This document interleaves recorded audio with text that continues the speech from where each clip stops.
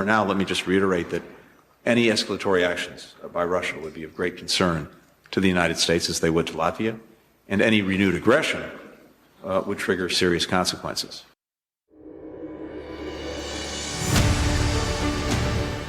Hi, everyone, and welcome to another edition of Backstory. I'm Dana Lewis.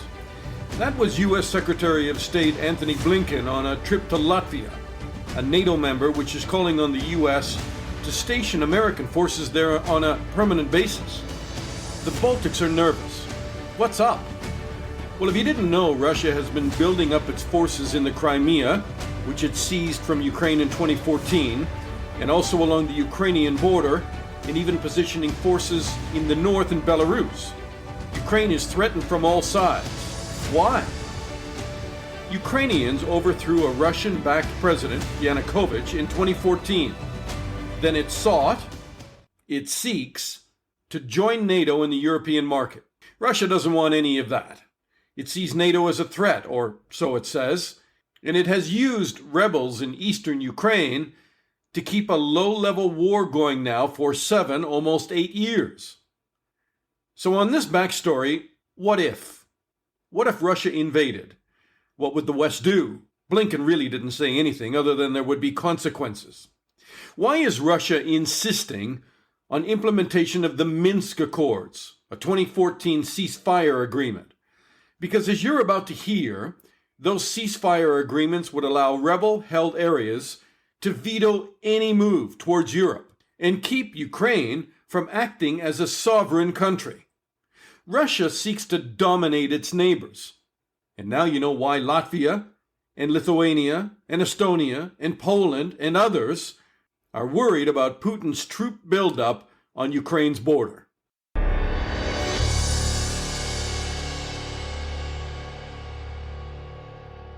right, I want to introduce you to Olga Oliker, who is the International Crisis Group's Program Director for Europe and Central Asia. And as I look back, Olga, you've been doing this for quite some time. You know these issues very, very well. So let's just jump right to some 90,000 troops, Russian troops, on the border with Ukraine. What is President Putin doing? Is he bluffing? So there are always a lot of troops near the border with Ukraine, and especially since Russia annexed Crimea in 2014, it really built up the Black Sea Fleet that had already been, Russia's Black Sea Fleet had already been based in Crimea even before the annexation.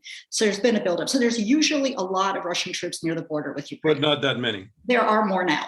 And they've been moving around in ways that make everybody a little bit nervous or a lot nervous.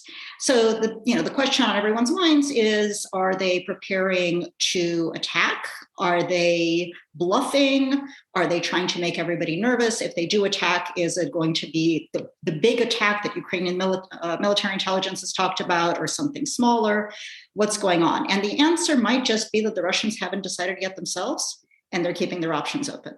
The Russian ambassador to the UK just warned over the weekend of a serious risk of war as Britain deployed some of its armor back to Germany, fearing that there may be an escalation of violence there. The State Department, the White House are all, warning their European allies that war may be in January or February. So it certainly seems like people in the intelligence community believe that Putin's about to make a move. Or that he might be, right? I mean, look, and there's also this mutual deterrence, coercion activity going on, right? The Russians' hope is surely that they can get what they want without a war. What do they want?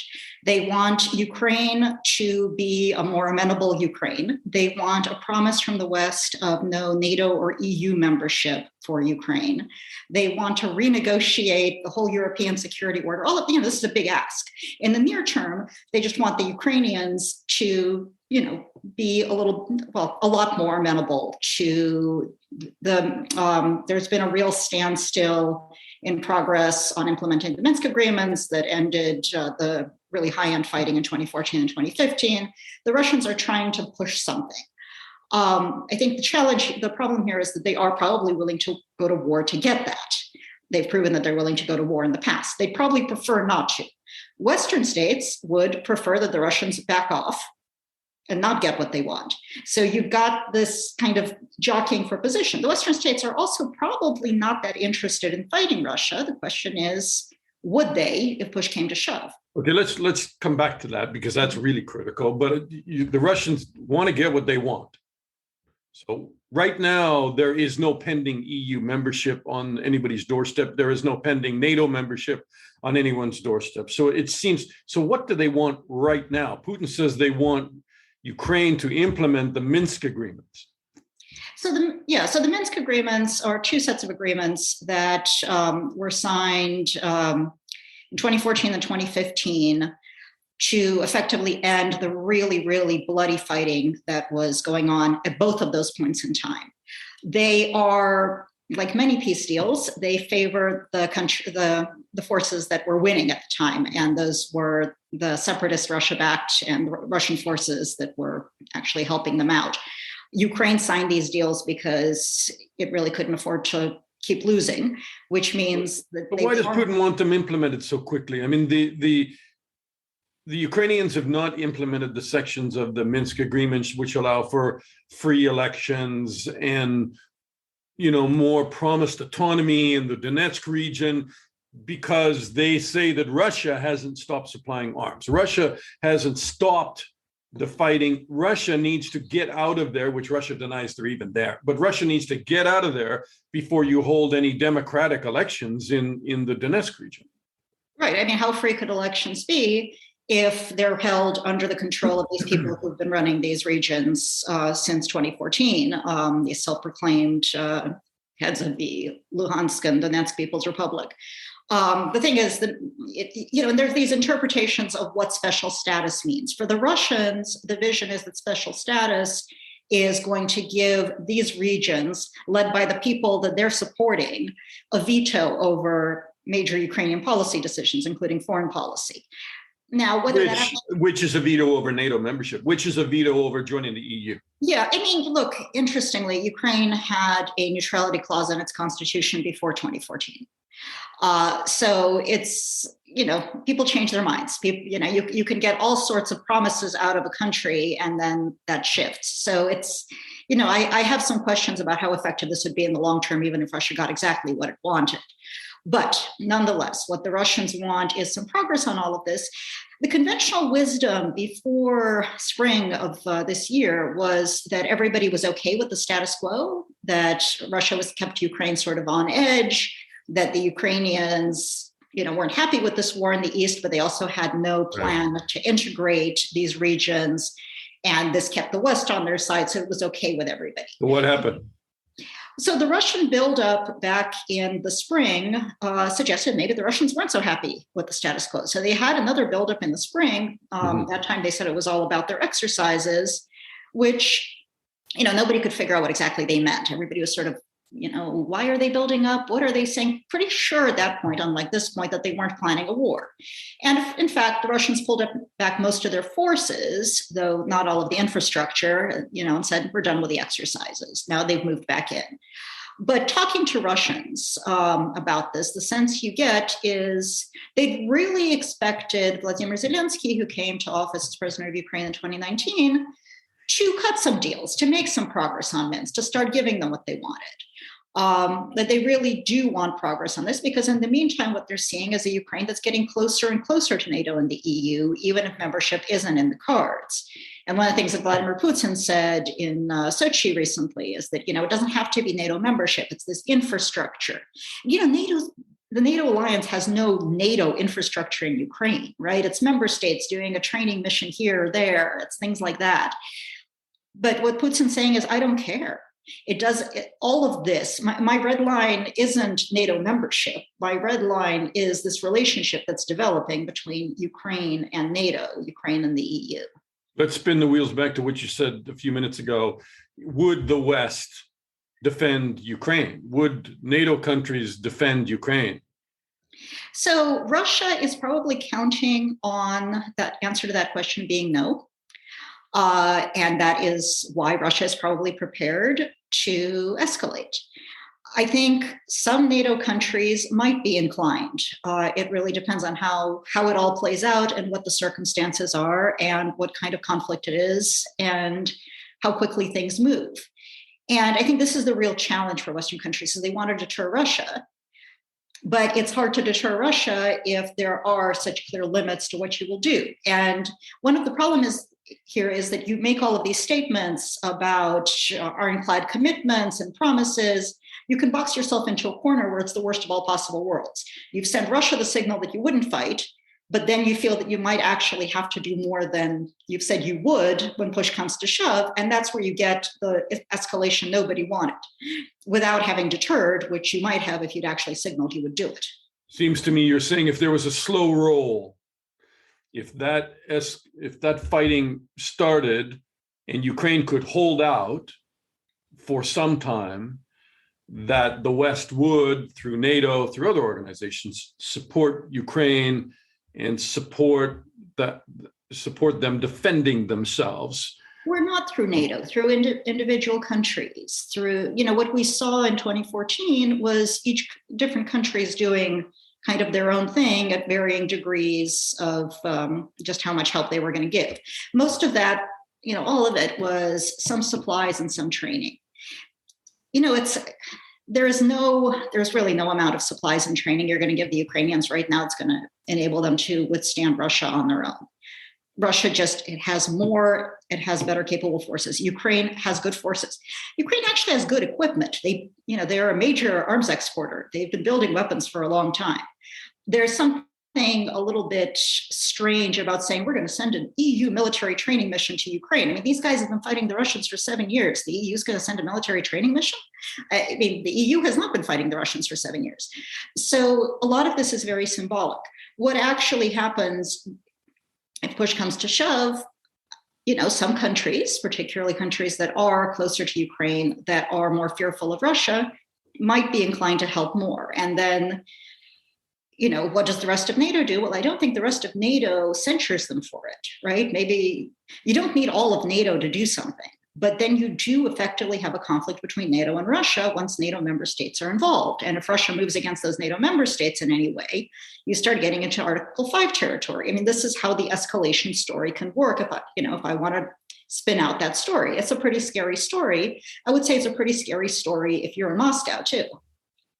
What do you make of President Zelensky's comments in the last week that there's an assassination plot involving the Russians against him, a coup d'etat, which he has uncovered? I have no idea. I have not seen any of the evidence. Nobody has. Nobody has. Well, Vladimir Zelensky says that he has, so presumably somebody showed it to him.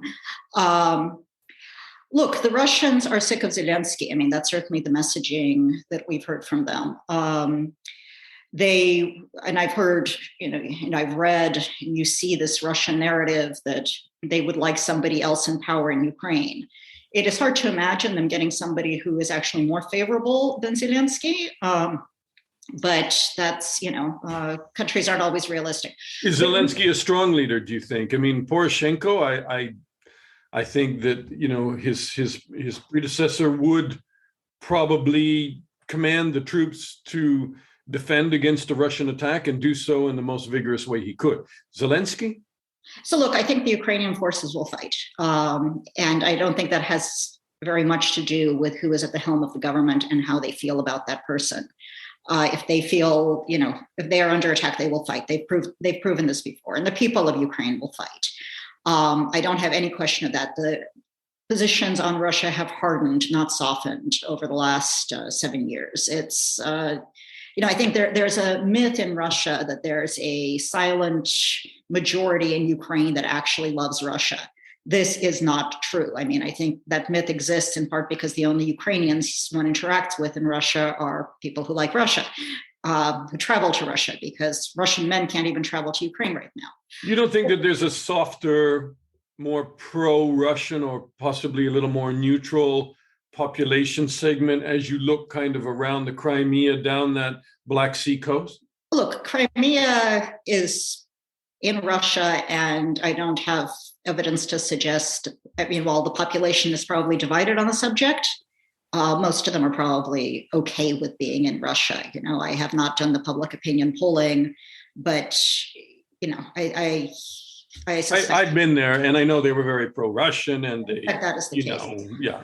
But one thing I've seen traveling to Eastern Ukraine since 2014 is you've seen in Eastern Ukraine, where the attitudes were much more friendly towards Russia, you've seen a shift. You've seen far more people speaking Ukrainian.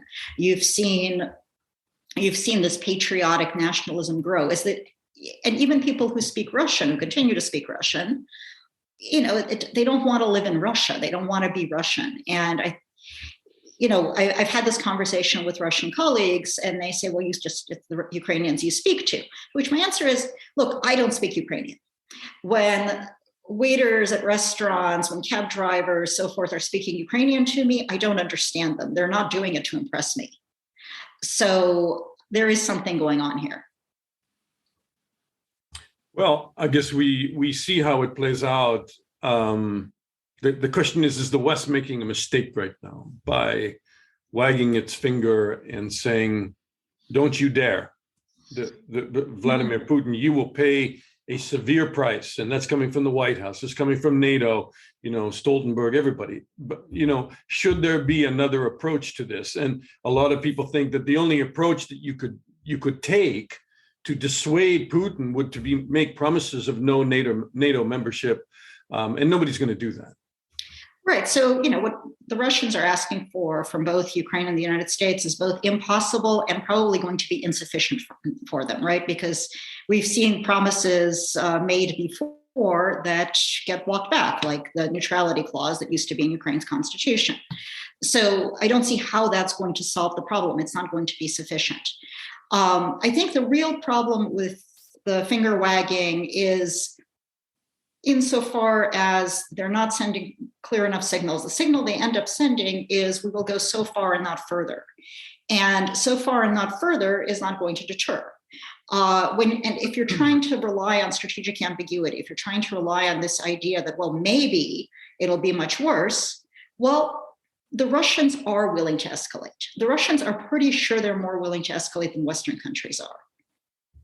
And they think the Ukrainians are weaker and that taking and occupying parts of Ukraine will be easier than they probably will be. So put these things together and you have a problem. I think the Western states would do well to spend some time consulting amongst themselves to really get some clarity on who's willing to do what, under what circumstances, and then communicate that to both Moscow and Kiev. So yes,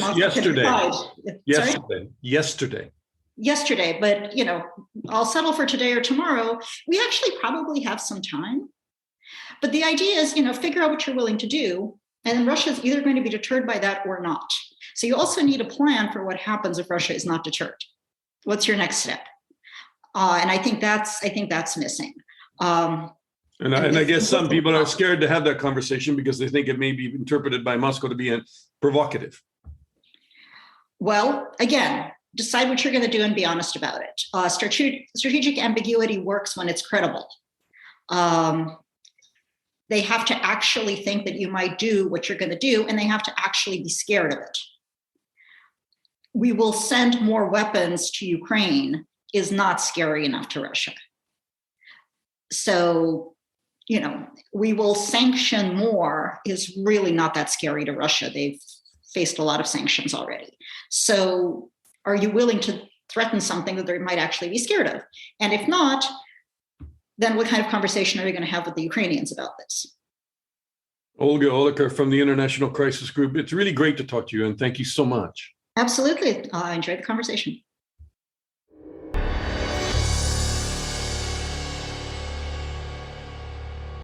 All right, I want to introduce you now to Duncan Allan, who is the director of Octant Research and Analysis, an independent consultancy, and he is also a consultant with Chatham House, which is a think tank in London. And hi, welcome, Duncan. Hello, Dana. And I want to mention the fact that you have a lot of diplomatic experience. You were posted in Kiev, you've been posted in Moscow, and you've been sort of analyzing Russia and the Kremlin for almost 30 years. Yes, that's correct. Tell me, what are your thoughts? Because when I talk to a lot of people I know, who are Russophiles and asked them, what do they think about Putin's moves on the border with Ukraine? 90,000 troops there. Is he bluffing? Is he planning? Is he plotting? Is he serious? Is his finger on the trigger? A lot of people kind of scratch their heads and they're not sure. I think, Dana, we need to go back to the Minsk agreements of 2014 and 2015, in particular the so-called Minsk II agreement, which was signed in February 2015. Because on paper, these agreements provide a framework for ending and ultimately resolving the war in eastern Ukraine. Now, the problem with these agreements, and in particular the second agreement, the Minsk II agreement, the problem with these agreements is that they are, in my judgment, inherently contradictory. And that's because they embody two irreconcilable views of Ukrainian sovereignty. So on the one hand, we have Ukraine's view, Ukraine's interpretation of the Minsk agreement, which essentially views the agreement as the means by which Ukraine will eventually restore itself as a sovereign country. In other words, Russia will withdraw its military forces from occupied Donbass. There will be free and fair elections monitored by international observers. The occupied regions will be given a limited form of autonomy, and on that basis, they'll then be reincorporated into Ukraine, and Ukraine will then re-establish control over its border. Thus, at the end of the day, Ukraine again becomes a sovereign country. Now, Russia's view of the Minsk agreements is very different. Russia views the Minsk agreements, first and foremost, as a means to break Ukraine's sovereignty, to destroy Ukrainian sovereignty, I would argue. And Russia, therefore, envisages a very different sequence of events. Russia demands that elections be held in occupied Donbass before military forces have been withdrawn from the region. Russia then demands, or simultaneously demands, that a very far-reaching form of autonomy, which it calls special status, be written into Ukraine's constitution. And only then does it become possible for Ukraine to reclaim control of the border. The point about the extreme form of special status that Russia demands for the occupied Donbass is that this would in effect prevent Ukraine from running the country as an integrated whole and would establish essentially quasi-independent states controlled by Moscow at the heart of Ukraine's political system. So Russia would therefore not just be able to influence the direction of Ukrainian foreign policy, Russia would have lasting political influence inside Ukraine itself. So that is what I call in my paper the Minsk Conundrum. You call it a conundrum, and rightly so, but why did Ukrainian leaders agree to sign an agreement that seems to push them into a corner and threaten their sovereignty? Or are you arguing that as far as they were concerned, it didn't do that? It is not clear in the agreement. It's important to understand the context in which these two agreements were signed. The Minsk I agreement was signed in September 2014. As I mentioned, Minsk II was signed in February 2015. The immediate background to the signing of both agreements was heavy military defeats suffered by the Ukrainian armed forces at the hands of the Russian armed forces. So in effect, the Ukrainian administration at the time, headed by President Poroshenko, was reeling on the back of a military defeat. There was also, I think, particularly as regards the Minsk II agreement, considerable concern as well among Western capitals about the importance of stopping the fighting as soon as possible. And on this basis, it was agreed that this extreme form of special status would be written into both agreements, but particularly into the second agreement. The point is, however, that large majorities of Ukrainians are opposed to this idea of special status, particularly in the extreme form demanded by Russia. Opinion polls show this consistently. So it's important, as I say, to bear in mind the extraordinary circumstances in which these agreements were signed. Yeah. I mean, your paper is a very good read in terms of being able to understand not only the background, but the implications for Ukraine if you take the extreme interpretation of the Minsk agreements. Because, as you point out, then the Donetsk area and Lugansk, they would claim that they could veto NATO membership. They could veto membership to the European Union. They could even have foreign bases on their land, like a Russian army base. Yes, indeed. And these would be essentially quasi-independent, quasi-autonomous statelets formally reincorporated into the Ukrainian constitutional system. But in reality, the authorities in Kiev would have minimal, if any, political influence over what happened in those regions. So Western powers that brought the two groups together, there weren't really two sides because Russia didn't claim to be a side at the time. They have claimed all along to be some kind of referee, which nobody thinks that they are. But why did people go along with the Minsk agreements? I mean, you say that Ukraine was a bit desperate; they had suffered some military defeats, but did they not think that by signing this, it would inevitably lead to the fracture of Ukraine's sovereignty? It's a really good question, Dana. Two points I would make. First of all, just to reiterate what I said earlier, back in February 2015, there was genuine and I think completely understandable alarm in Western capitals about the prospect of further bloodshed, further full-scale fighting in eastern Ukraine. And that is perfectly understandable because the events of the time were absolutely horrific. So at one level, the Minsk agreements, the Minsk process, which was established, is a genuine attempt to prevent the reoccurrence of full-scale fighting. It's a genuine attempt at conflict management and also an attempt to address the array of humanitarian crisis issues that have been created by this terrible war in eastern Ukraine. Mm-hmm. At the same time, I would argue that there is a mistaken view that, however, some sort of midpoint can be found between the Ukrainian position and the Russian positions, such that a compromise political settlement, broadly agreeable to everybody, could be brokered. That I think is an unspoken assumption of at least some of the diplomatic efforts that have been underway since 2015. Now, my argument in my paper is that such a midpoint actually doesn't exist. What we're talking about because the intentions of the sides are very different. The intentions of the sides are very different. So if we look at the Ukrainian side, as I mentioned earlier, opposition to this extreme form of special status demanded by Russia is very strong in Ukraine. And any Ukrainian leader who even attempted to go down the path of negotiating such an outcome would quite possibly trigger far-reaching political instability in Ukraine, I fear. Meanwhile, on the been thrown out of office. You mean Poroshenko would have been thrown out of office, right? Quite possibly. I don't. It's difficult to speculate, but that would be certainly the prospect would be for potentially serious political instability in Ukraine. Yeah. Meanwhile, on the Russian side, since 2015, I've seen no evidence whatsoever that Russia's position has fundamentally changed on this. Now, that in turn, I think, speaks to a deep-seated view in Russia, certainly among the current political leaders in Moscow. And this is a view that President Putin repeatedly voices, this idea that somehow Russians and Ukrainians are one people with a common destiny. Now, the implication here is that the idea of a Ukraine that is independent and sovereign and distinct and separate from Russia is something of an aberration. It's unnatural, and that such a Ukraine, moreover, is unviable.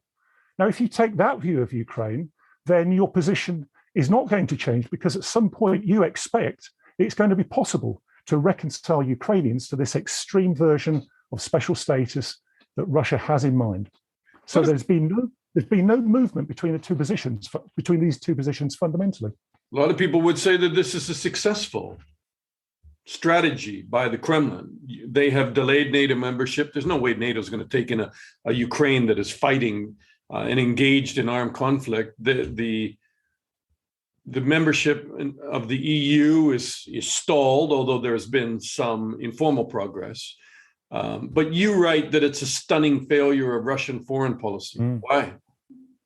Because back in spring 2014, shortly after Russia had illegally annexed Crimea, my judgment is that the expectation in Moscow was that the Ukrainian state would collapse, and that the campaign of destabilization of eastern Ukraine, which was the Russians understood as the so-called Novorossiya project, would lead to millions of Ukrainians rallying to the cause and essentially re-embracing a close relationship with Russia and essentially overthrowing the authorities in Kiev.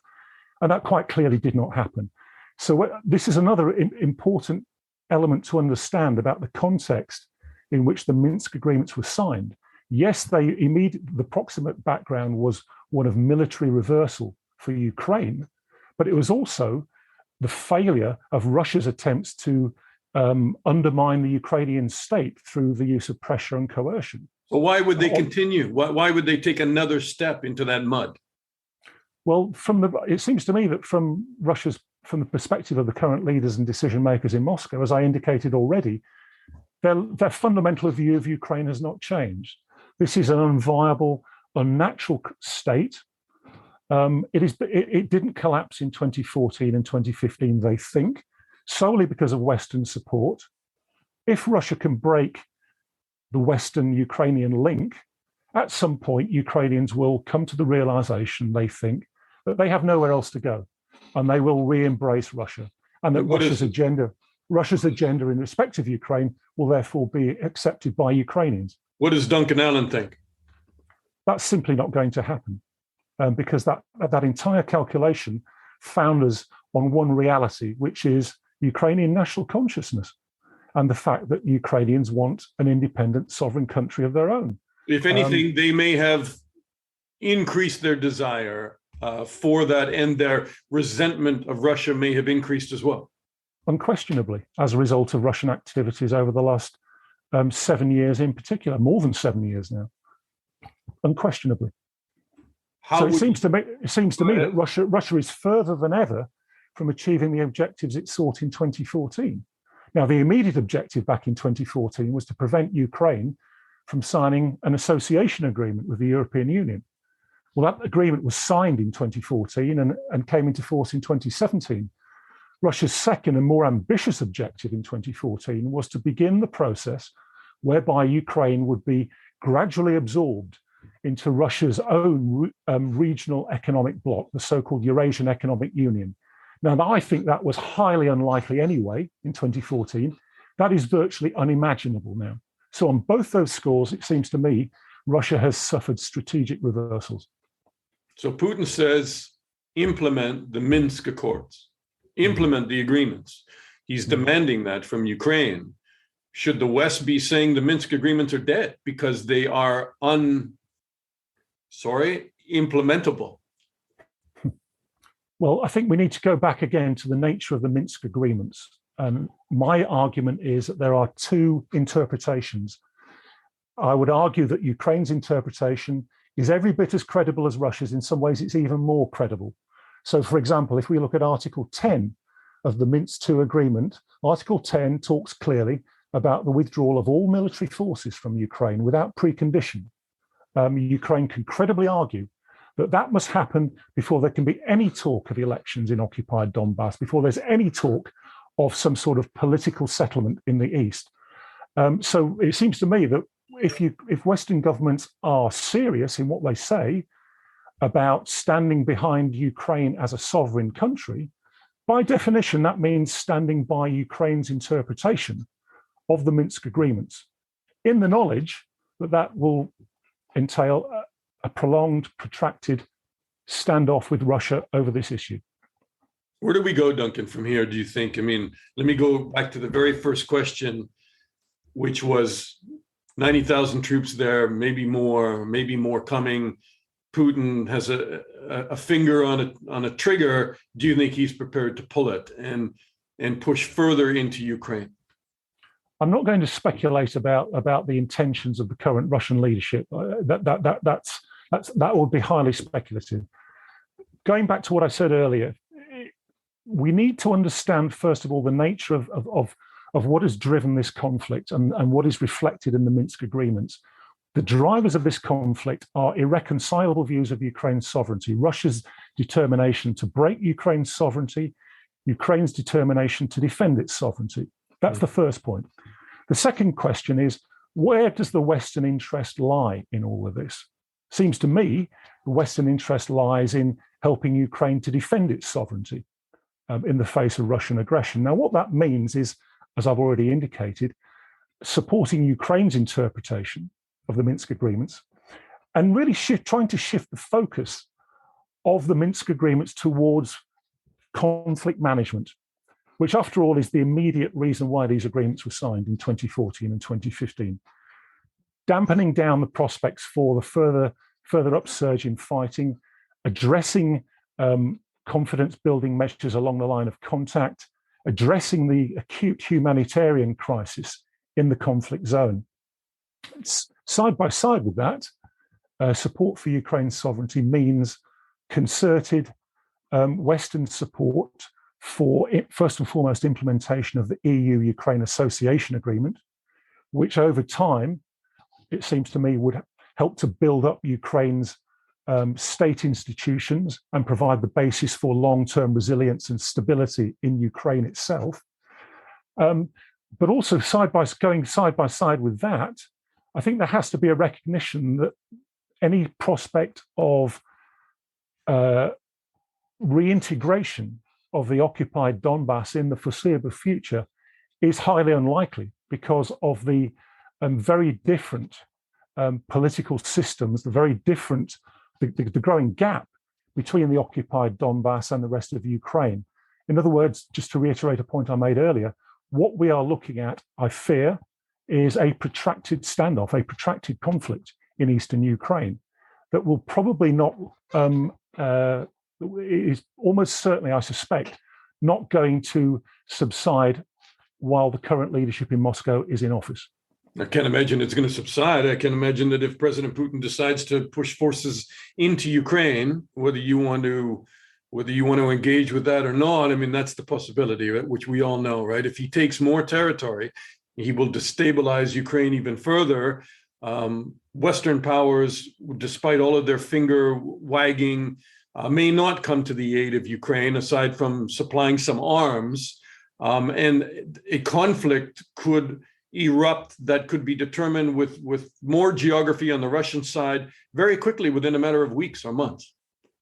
Well, I think that one of the big lessons from 2014 and 2015 is that would be a catastrophic miscalculation by any Russian leadership that took that decision, because the historical record is very clear on this, which is that Ukrainians in 2014 and 2014 fought back and resisted in defense of their country's sovereignty.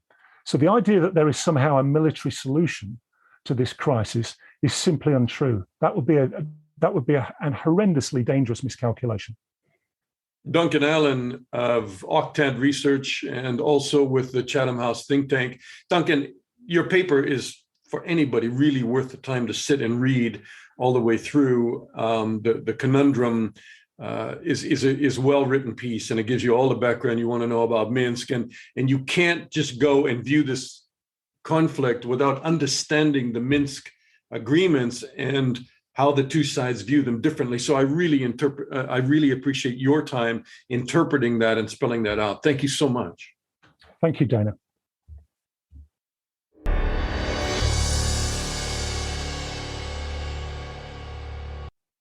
All right, joining me now from Gdansk, Poland is Konrad Muzyka, who is the director of Rochan Consulting. And what they do is they provide so-called open source assessments of Belarusian and Russian armed forces, and he's written extensively on Russian and Belarusian force structures and capabilities and modernizations. Hi, how are you, Konrad? I'm okay, thank you. How are you? Look, this is important because you don't have to be a military expert to understand what's going on in the Ukraine-Russian border, but I think you do have to be independent somewhat.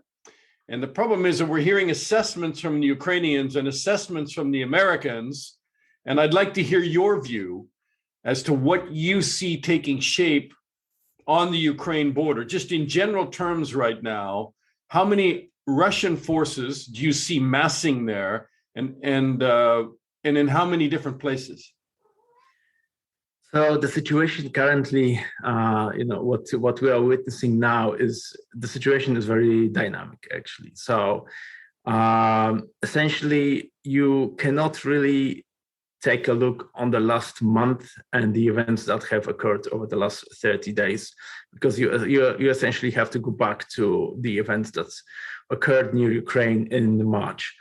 And what happened then was Russia started a very big, possibly the largest military mobility exercise that was not linked to any ongoing military operations. And they shifted quite a lot of equipment from units in southern military district. They shifted them to the border, near the border with Ukraine and to Crimea. The problem was that this mobility exercise finished after a month or so, but some of this equipment was left behind. The personnel of the equipment was left behind, not all of it, and not all of it was withdrawn. Yes.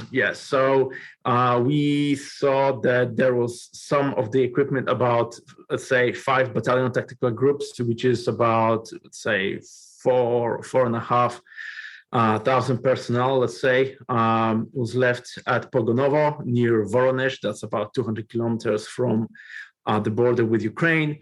But I think, from my perspective at least, more important was that in Crimea, Russia established I think it can be said that a forward deployed artillery depot that hosts quite a lot of artillery assets belonging to one of the combined arms armies from the southern military district.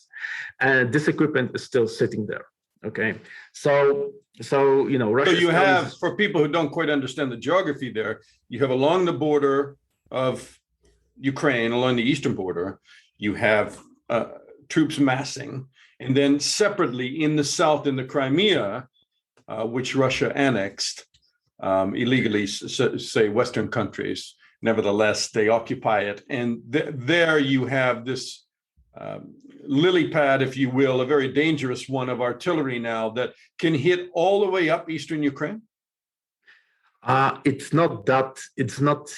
It doesn't have this range, because the artillery assets operating from Crimea, they would only have a range of about 40 kilometers.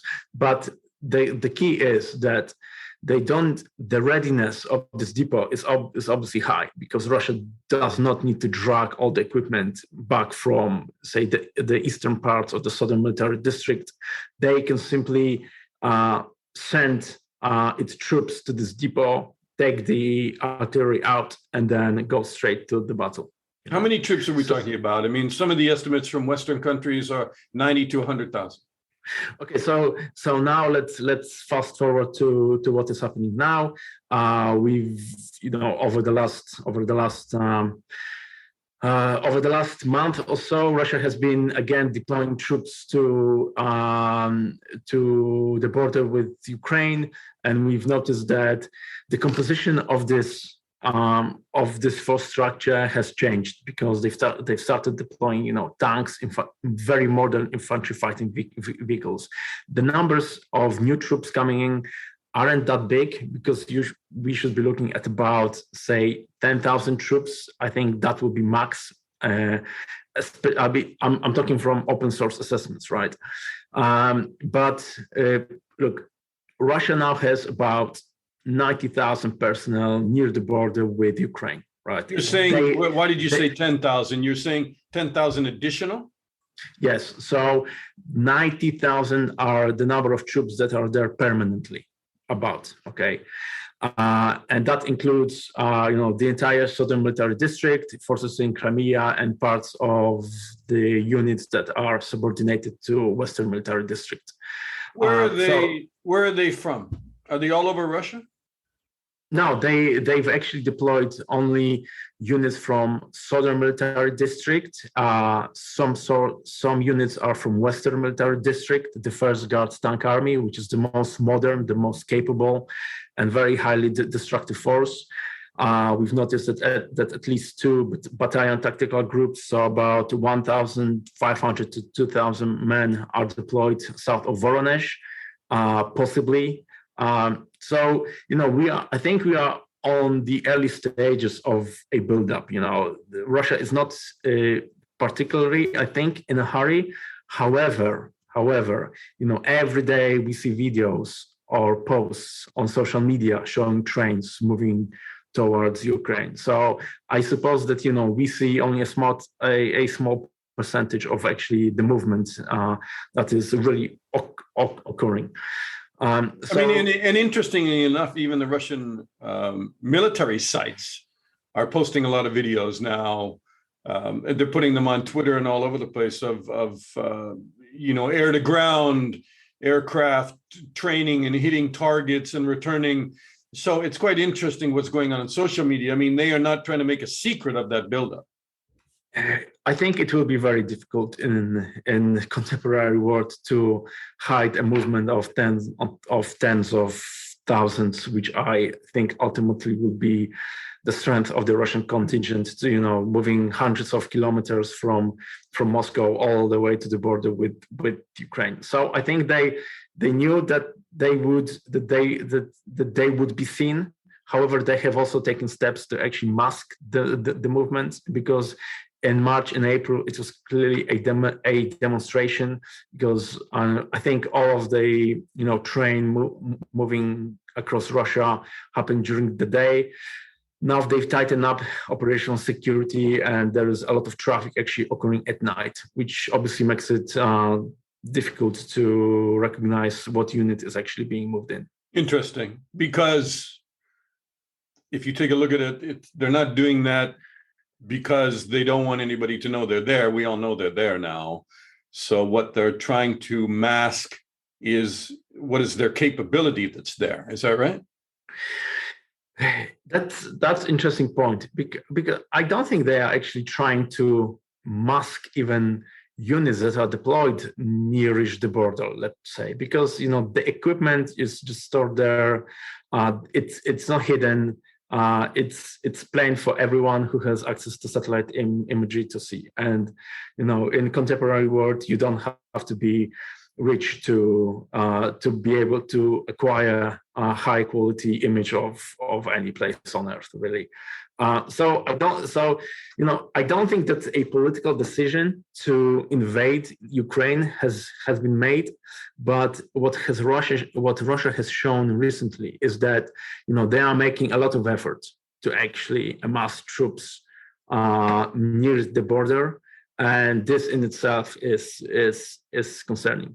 And if we spoke on Thursday, Friday last week, I would say, okay, these events are concerning, but I'm not really sure whether it's built up. But during the weekend, I noticed that Russia started withdrawing equipment from storage sites in central Russia. We've noticed that some logistics assets were on the move, and this is. This is warning. I think this is a warning, Because from central storage sites in central Russia, they are traveling presumably thousands of miles to get there. Yes. Plus, if you want to increase the size of your forces, the capabilities of them, its preponderance of power, you are actually going to obviously rely on storage sites, which house thousands of artillery pieces, infantry fighting vehicles, tanks, and stuff like that. If you were gaming this, are you gaming this? Are you war gaming it? No. Okay. No. But based on look, this is all you do. You study this stuff, right? So yeah. If you were to take a look at the teeth in the bear's mouth right now, what would an assault look like? We do not yet know where they are going to position themselves, right? So we've noticed that they've been amassing, let's say near the northern border, and create a belt actually all the way south, near Rostov and down to Crimea. So the worry is that they can launch an attack on Kharkiv in the north. They can take the entire Donbass and then push push west to join with these forces from Kharkiv. There is also a lot of equipment in Crimea, so they may strike from the south. They will spread Ukrainian forces thin, and unless the Ukrainians do not conduct a full mobilization of its armed forces and start populating units with reservists, it could be a really quick fight. It could be a quick fight, yeah. And it's hard to read through that haze because the Ukrainians say they have an army of 100,000. They're much better equipped than they were before. That was Russia. But so are the Russian armed forces, and much bigger.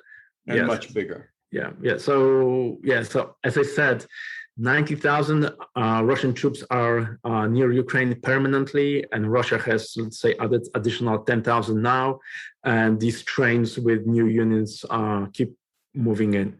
So it's too early to say what the Russian force structure is going to be and the size, but it's clear that it's still being augmented and it's still being strengthened. One of the scenarios is that they would seal off a large part of the coastal side of Ukraine, the seal Ukraine off from the sea in the south.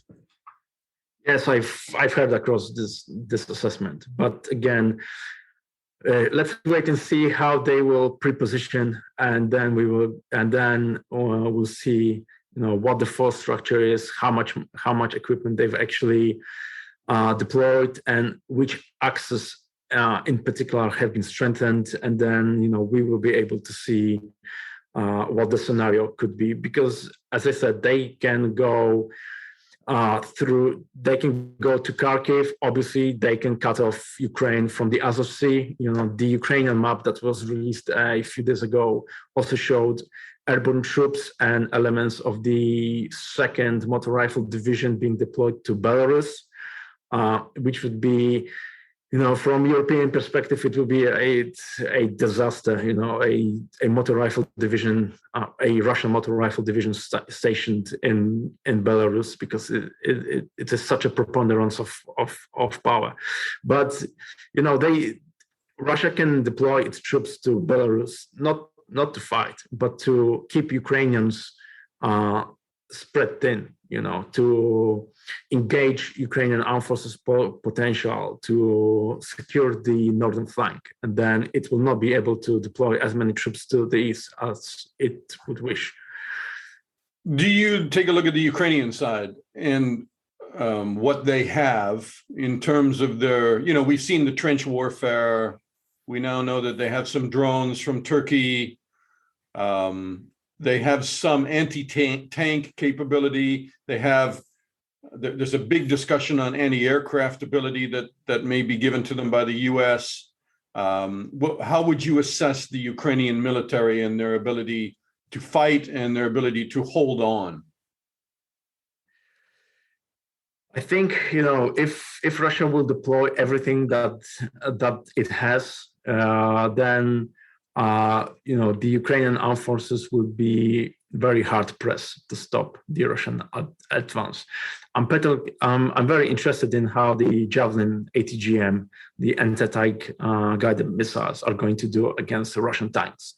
I'm not quite sure how many ATGMs the Javelins the Ukrainian side has, but they will need hundreds of them if they are really thinking about repelling Russian advance.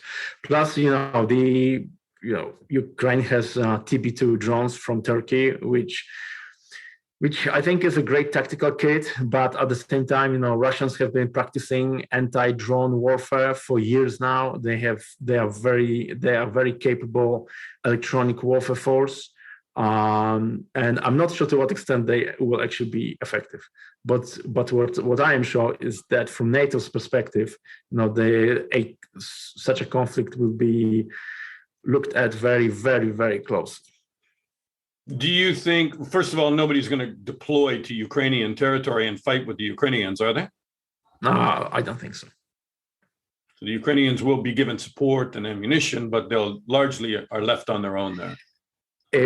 if we, I mean, I still think it's contingent that they will be given say additional Javelin missiles. You know, it's still not quite sure. I mean, well, the way I read U.S. statements is that yes, the U.S. will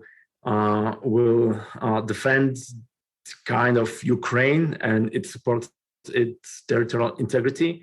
Well, they however, never said defend. I think they said support right, yeah. independent Ukraine, and they won't waver from that. But I mean, there's a lot of smoke and mirrors in there, right, as to what the U.S. would be prepared to do.